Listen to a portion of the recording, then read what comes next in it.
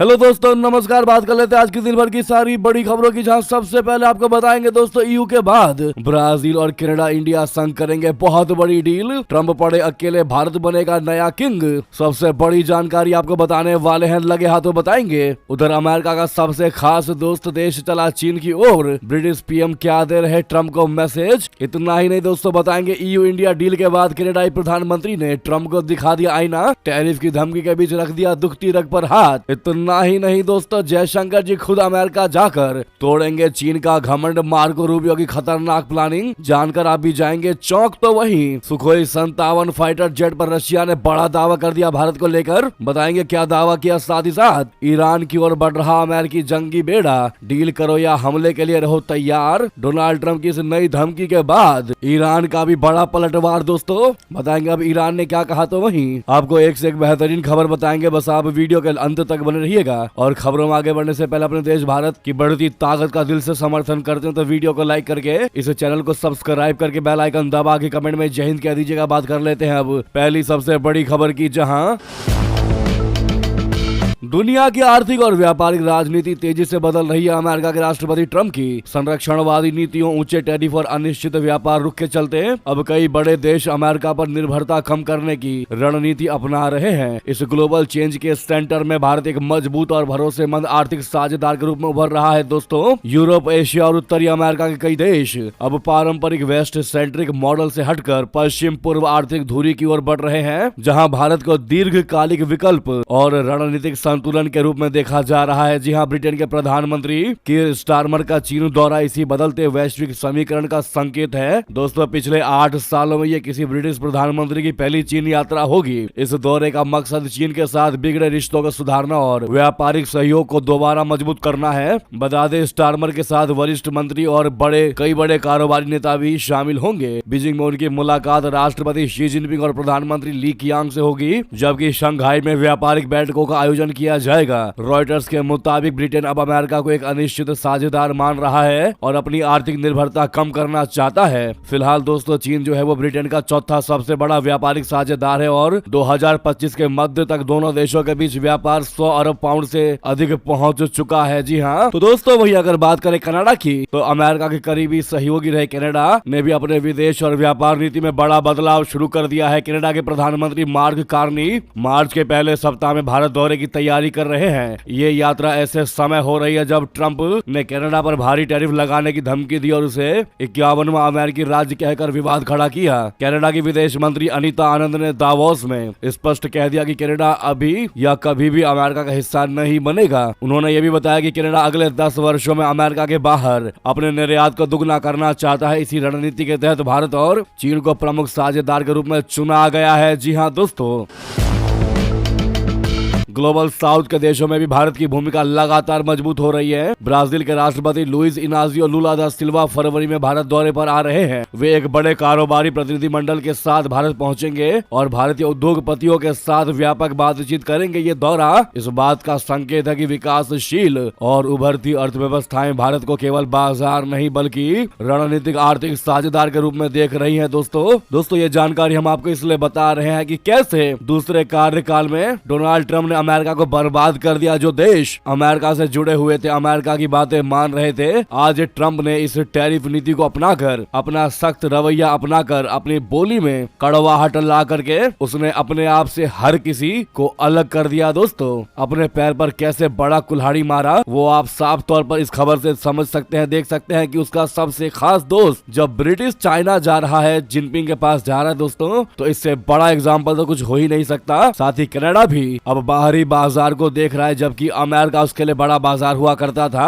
और आज वो दिन है कि उसे बाहर देश, दूसरे देशों की ओर देखना पड़ रहा है। दोस्तों इससे आने वाले समय में किसी और को नुकसान नहीं होगा, लेकिन सबसे बड़ा नुकसान होगा तो वो है सिर्फ अमेरिका। और इस पूरे प्रोसेस में अगर कोई मजा लेगा तो वो है जिनपिंग यानी चाइना, और अगर इस पूरे प्रोसेस में ताकत बढ़ेगी तो वो है भारत की। भारत लगातार और मजबूत होता जाएगा। जितना अमेरिका कमजोर होगा, भारत उतना ही ज्यादा मजबूत होगा। दोस्तों इसे आप ऐसे भी समझ सकते हैं, ये भारत के लिए बहुत बड़ी अपॉर्चुनिटी है जिसको बस ग्रैब करना है। जी हाँ, आपको बता दें इस ग्लोबल चेंज का सबसे बड़ा उदाहरण भारत यूरोपीय संघ मुक्त व्यापार समझौता है, जिस पर 26 जनवरी 2026 को हस्ताक्षर हुए।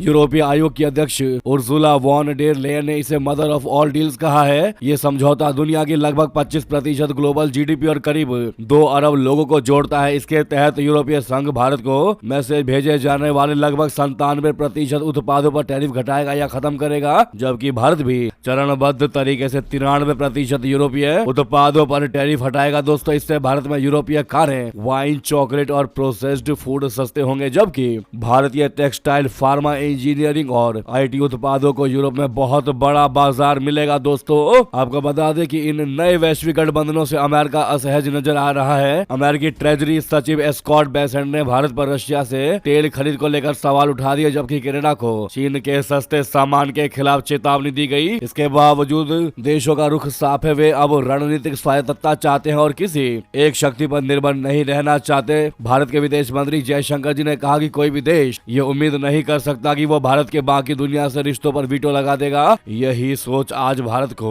वैश्विक आर्थिक बदलाव का केंद्र बना रही है। जी हाँ दोस्तों, और आप इस खबर से समझ सकते हैं कि अपना भारत आने वाले समय में किंग बनेगा। दोस्तों, नया किंग बनेगा। जी हाँ, और अमेरिका पड़ जाएगा अकेला, कोई भी नहीं खड़ा होगा उसके अगल बगल में, क्योंकि पड़ोसियों से वो कर रहा है झगड़े, पड़ोसियों को वो अलग थलग कर रहा है। यूरोपीय देश भी उससे अलग हो रहे हैं और बाहरी मार्केट ढूंढ रहे हैं। इससे बड़ी बात, बड़ा झटका अमेरिका के लिए क्या ही होगा। इस पर आपकी जो भी राय हो दोस्तों, लेकिन अपने भारत की बढ़ती ताकत के लिए वीडियो को लाइक जरूर करिएगा। दोस्तों, आप सभी से रिक्वेस्ट है, अभी तक लाइक का बटन नहीं दबाए तो सामने लाइक का बटन दबा दीजिएगा और जितना ज्यादा हो सके इस वीडियो को शेयर कर लीजिएगा। जहां पर भी आपका ग्रुप हो, फेसबुक, व्हाट्सएप, एक्स पर जरूर शेयर करिएगा। वहीं दोस्तों, आपको बता दें, भारत के विदेश मंत्री डॉक्टर जयशंकर जी अगले महीने की शुरुआत में अमेरिका दौरे पर जाने वाले हैं। वे 4 फरवरी को वॉशिंगटन डीसी में होने वाली क्रिटिकल मिनरल्स की मंत्री स्तरीय बैठक में हिस्सा लेंगे। इस बैठक की मेजबानी अमेरिका के विदेश मंत्री मार्को रूबियो करेंगे। दोस्तों, ईएएम का आगामी यूएस दौरा यानी कि एक्सटर्नल अफेयर्स मिनिस्ट्री का आगामी अमेरिकी दौरा भारत और अमेरिका के रणनीतिक रिश्तों के लिए एक निर्णायक साबित हो सकता है। इस दौरे पर भारत जो है वो आर्थिक पहल पैक्स सिलिकाना से जुड़ सकता है, जिसे बदलते वैश्विक समीकरणों की दिशा में भी एक बड़ा कदम माना जा रहा है। जी हाँ, वॉशिंगटन डीसी में 4 फरवरी 2026 को होने वाली ये मंत्री स्तरीय बैठक बेहद खास है। लिथियम, कोबाल्ट और रेयर अर्थ एलिमेंट्स जैसे क्रिटिकल मिनरल, सेमीकंडक्टर, इलेक्ट्रिक वाहन यानी ईवी और डिफेंस टेक्नोलॉजी के लिए अनिवार्य है। फिलहाल इन खनिजों की सप्लाई चेन पर चीन का राज है। अमेरिका के विदेश मंत्री मार्को रूबियो के साथ इस बैठक का मुख्य उद्देश्य एक ऐसी सुरक्षित सप्लाई चेन बनाना है जो किसी एक देश यानी चीन पर निर्भर ना हो। दोस्तों, जयशंकर जी और रूबियो के बीच की इस मुलाकात में केवल खनिज ही नहीं बल्कि कई अन्य पेचीदा मुद्दों पर भी बात होने की उम्मीद है, जिसमें ट्रेड डील यानी पिछले कुछ समय से दोनों देशों के बीच व्यापारिक शुल्क यानी टैरिफ को लेकर तनाव रहा है। इस दौरे में एक सीमित व्यापार समझौते पर मुहर लग सकती है। वहीं नागरिक परमाणु सहयोग बोले तो सिविल न्यूक्लियर कॉर्पोरेशन को आगे बढ़ाने और अमेरिकी कंपनियों के लिए भारत में अवसर तलाशने पर भी चर्चा होगी। वहीं इसके अलावा रक्षा उपकरणों की साझा मैन्युफैक्चरिंग और ऊर्जा सुरक्षा पर भी बातचीत हो सकती है। दोस्तों, भारत और अमेरिका ने साल 2030 तक आपसी व्यापार को $500 अरब तक ले जाने का लक्ष्य रखा है। हालांकि अभी तक दोनों देशों के बीच ट्रेड को लेकर बातचीत आगे नहीं बढ़ पाई है। जयशंकर जी का ये दौरा इसी लक्ष्य की नींव मजबूत करने के लिए है। साथ ही साथ आपको बता दें, इधर अमेरिकी अधिकारी ने कहा कि ईयू से डील का भारत को ज्यादा फायदा, यूरोप के बाजार तक पहुंच मिलेगी। तो वहीं टेलीग्राफ ने लिखा, मोदी व्यापार समझौते के है असली विजेता। जी हां, भारत और यूरोपीय यूनियन के बीच हुए फ्री ट्रेड एग्रीमेंट पर अमेरिकी ट्रेड अधिकारी जेमिसन ग्रीन ने कहा कि इस समझौते का सबसे बड़ा फायदा भारत को मिलने वाला है। उनके मुताबिक ये डील कई मायनों में भारत के पक्ष में झुकी हुई है। ग्रीन ने फॉक्स बिजनेस को दिए इंटरव्यू में कहा कि समझौते के लागू होने के बाद भारत को यूरोपीय बाजार में ज्यादा पहुंच मिलेगी और कुल मिलाकर भारत टॉप पर रहेगा। उन्होंने कहा कि मैंने अब तक डील के कुछ डिटेल्स देखे हैं। ईमानदारी से कहूं तो इसमें भारत को बहुत ज्यादा फायदा मिलता दिख रहा है। भारत को यूरोप के बाजार में ज्यादा पहुंच मिल रही है। वहीं ब्रिटिश अखबार टेलीग्राफ ने भारत के लिए इस समझौते की तारीफ की है। अखबार ने लिखा है कि प्रधानमंत्री मोदी जी इस समझौते के असली विजेता हैं। वहीं ग्रीन ने यह भी कहा कि Bharat EU free trade deal का एक बड़ा कारण अमेरिका की बदलती व्यापार नीति भी है। उनके मुताबिक अमेरिका अब घरेलू मैन्युफैक्चरिंग मैन्युफैक्चरिंग को प्राथमिकता दे रहा है, साथ ही दूसरे देशों को अमेरिकी बाजार तक आसानी से पहुंच नहीं दे रहा। वहीं दूसरी तरफ ब्रिटिश अखबार द टेलीग्राफ ने लिखा है कि यूरोपियन कमीशन जो है वो एफटीए को अपनी सबसे बड़ी जीत बता रहा है, लेकिन हकीकत में इस समझौते के सबसे बड़े विजेता प्रधानमंत्री नरेंद्र मोदी माने जा रहे हैं। अखबार के मुताबिक यूरोपियन यूनियन ने इस समझौते के लिए भारत और रशिया की करीबी दोस्ती को नजरअंदाज कर दिया है। पीएम मोदी की रशिया के राष्ट्रपति व्लादिमीर पुतिन से नजदीकी जग जाहिर है, इसके बावजूद ईयू ने भारत से व्यापार बढ़ाने का रास्ता चुना।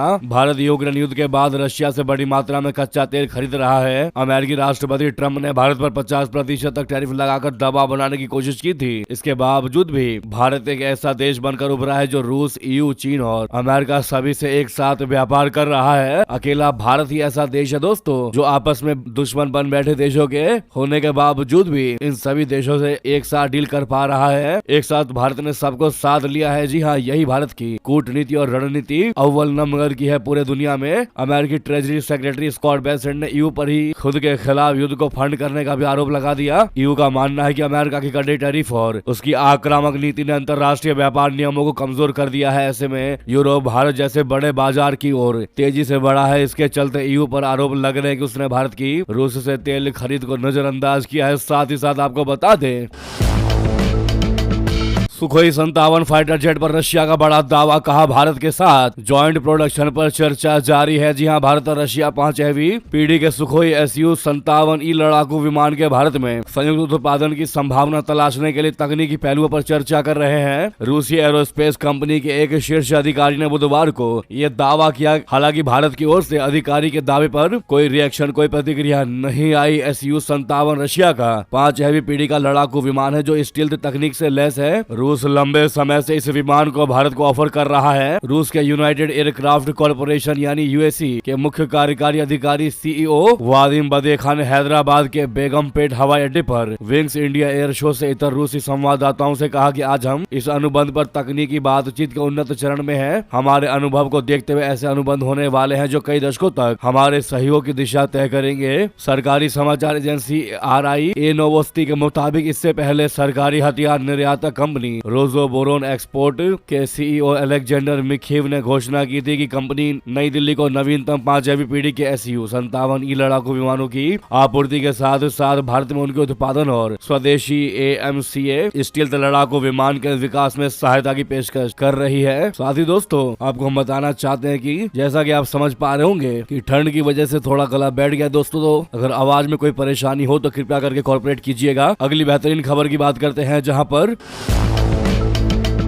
ईरान की ओर बढ़ रहा अमेरिकी जंगी बेड़ा, डील करो या हमले के लिए तैयार रहो। ट्रंप ने दे दी बड़ी धमकी। ये कहते हुए दोस्तों अमेरिकी राष्ट्रपति डोनाल्ड ट्रंप ने बुधवार को ईरान को चेतावनी दे दी है कि एक आर्माडा उसकी ओर बढ़ रहा है। उन्होंने कहा कि ईरान को अपने विवादित न्यूक्लियर प्रोग्राम पर अमेरिका के साथ एक डील करनी चाहिए या बड़े पैमाने पर अमेरिकी सैन्य हमले का सामना करना पड़ेगा। उन्होंने ट्रूथ सोशल पर पोस्ट किया कि एक बहुत बड़ा आर्माडा ईरान की ओर बढ़ रहा है। ये तेजी से बड़ी ताकत, जोश और मकसद के साथ आगे बढ़ रहा है। ये वेनेजुएला भेजे गए बेड़े से भी बड़ा बेड़ा है जिसका नेतृत्व महान एयरक्राफ्ट कैरियर अब्राहम लिंकन कर रहा है। उन्होंने आगे लिखा कि वेनेजुएला की तरह ये भी तैयार है, इच्छुक है और आवश्यकता पड़ने पर तेजी और हिंसा के साथ अपने मिशन को पूरा करने में सक्षम है। ट्रंप ने कहा कि उन्हें उम्मीद है कि ईरान जो है वो अपने न्यूक्लियर हथियारों के प्रोग्राम के बारे में एक निष्पक्ष और न्याय संगत डील पर बातचीत करने के लिए बातचीत की मेज पर आएगा। उन्होंने कहा कि समय खत्म हो रहा है, ये सच में बहुत जरूरी है। ट्रंप ने सोशल मीडिया पर लिखा कि जैसा कि मैंने एक बार पहले ईरान से कहा था एक डील करो, उन्होंने नहीं किया,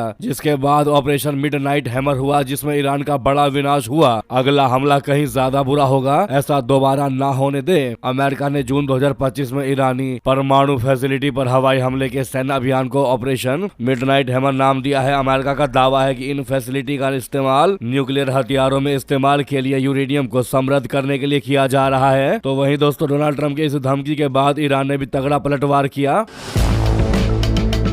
ईरान ने कहा कि अगर अमेरिका हमला करता है तो ऐसा जवाब देंगे कि जैसा पहले कभी नहीं दिया होगा। वहीं दोस्तों अमेरिका के साथ बढ़ते तनाव के बीच ईरान के विदेश मंत्री अब्बास अराक्ची ने बड़ा बयान दिया। उन्होंने स्पष्ट शब्दों में कहा कि ईरान ने अमेरिका से बातचीत की कोई गुहार नहीं लगाई है। अब्बास अराक्ची ने बुधवार को सरकारी मीडिया को बताया कि हाल के दिनों में उनका अमेरिकी विशेष दूत स्टीव विटकॉफ से कोई संपर्क नहीं हुआ और न ही ईरान की ओर से बातचीत का कोई अनुरोध किया गया है। दरअसल अमेरिकी राष्ट्रपति ट्रंप ने मंगलवार को कहा था कि ईरान की ओर से एक और सैनिकों का बेड़ा आर्माडा बढ़ रहा है। जैसा कि हमने आपको बताया, ट्रम्प ने कहा कि उन्हें उम्मीद है कि तेहरान जो है वो वॉशिंगटन के साथ समझौता कर लेगा। ऐसे में ट्रम्प के इस दावे के बाद अरागची ने सरकारी मीडिया को बताया कि हाल के दिनों में मेरा और विटकॉफ का कोई संपर्क नहीं हुआ और न ही हमारी ओर से बातचीत का कोई अनुरोध किया गया। जी हाँ दोस्तों, साथ ही साथ आपको बता दें, वहीं ईरान के राष्ट्रपति मसूद पेजेशकियान ने सऊदी क्राउन प्रिंस मोहम्मद बिन सलमान से फोन पर लंबी बातचीत भी की। वो भी तब जब सऊदी ने बयान जारी कर दिया कि हम अमेरिका को अपना एयरबेस एयर स्पेस नहीं देंगे इस्तेमाल करने के लिए, वो भी ईरान पर हमला करने के लिए नहीं देंगे। पेजेशकियान ने ऐसे में साफ कर दिया है कि ईरान किसी भी ऐसी कोशिश का स्वागत करेगा जो युद्ध रोके और शांति लाए, लेकिन ये सब अंतर्राष्ट्रीय कानून के अंदर होना चाहिए और ईरान के हक की पूरी हिफाजत हो। ईरानी राष्ट्रपति ने मुस्लिम देशों से एकजुट होने की अपील करते हुए कह दिया कि क्षेत्र की सुरक्षा, स्थिरता और विकास के लिए आपसी सहयोग बहुत जरूरी है। उनका कहना था कि बाहरी ताकतों के दबाव में आकर अगर फैसले लिए गए तो इसका खामियाजा पूरे इलाके को भुगतना पड़ सकता है। दोस्तों, नेक्स्ट खबर की बात करते हैं, जहां पर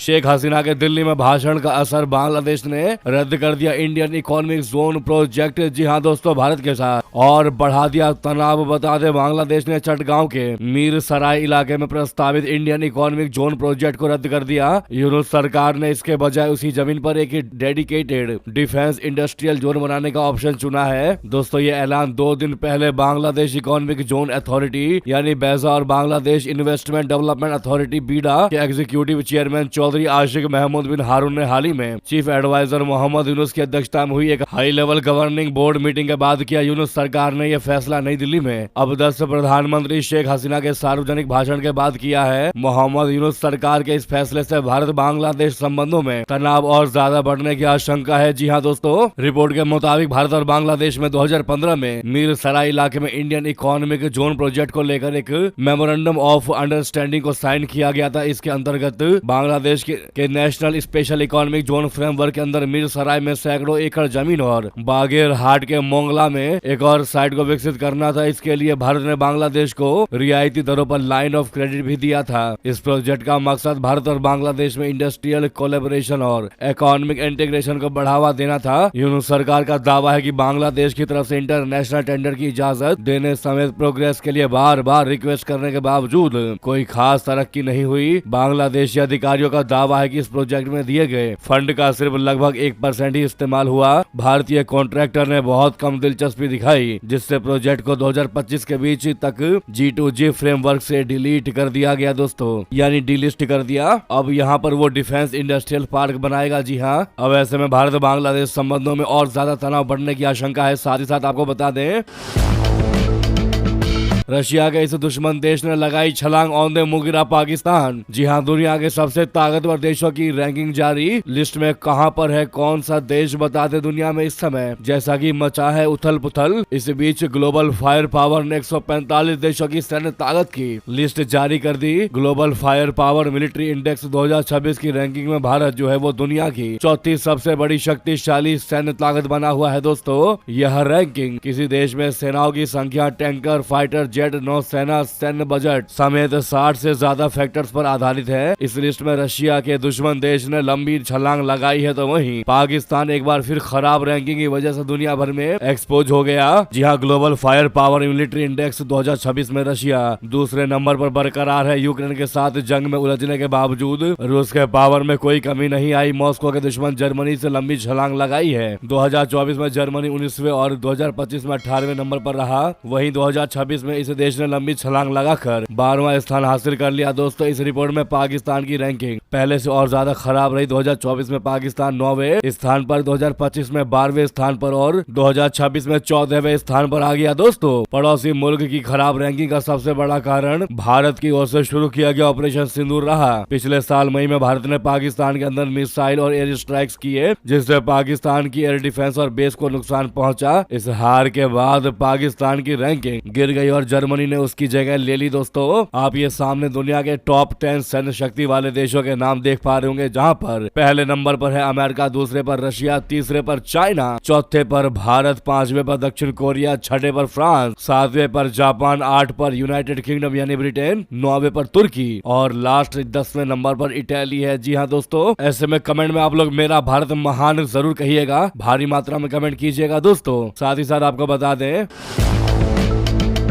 अजित पवार का अंतिम संस्कार है आज। गृह मंत्री अमित शाह जी भी होंगे शामिल। उनके याद में बारामती में बनेगा मेमोरियल। जी हां, पूरा महाराष्ट्र गहरे सदमे में है। उप मुख्यमंत्री अजित पवार का बुधवार सुबह बारामती के पास एक विमान हादसे में निधन हो गया। इस खबर के सामने आते पूरे राज्य में शोक की लहर दौड़ गई। बारामती में उनके अंतिम दर्शन और अंतिम संस्कार की तैयारियां की गई है। जानकारी के मुताबिक केंद्रीय गृह मंत्री अमित शाह जी के अलावा बीजेपी अध्यक्ष नितिन नवीन भी आज अजित पवार के अंतिम संस्कार में बारामती जाएंगे। कल शाम ही उनके पार्थिव शरीर को अंतिम दर्शन के लिए रखा गया। बड़ी संख्या में लोग अस्पताल और उनके पारिवारिक निवास मोदी बाग में अंतिम दर्शन के लिए पहुंच रहे हैं। समर्थकों और स्थानीय नागरिकों की भीड़ लगातार बढ़ रही है। दोस्तों, आप भी उनको श्रद्धांजलि अवश्य दीजिएगा कमेंट के माध्यम से। लगे हाथों इस वीडियो को लाइक करके चैनल को सब्सक्राइब करके बेल आइकन दबा के कमेंट में जय हिंद कह दीजिएगा। मिलते हैं अगली बड़ी खबर में। बहुत बहुत धन्यवाद, बहुत बहुत आभार। जय हिंद, जय भारत।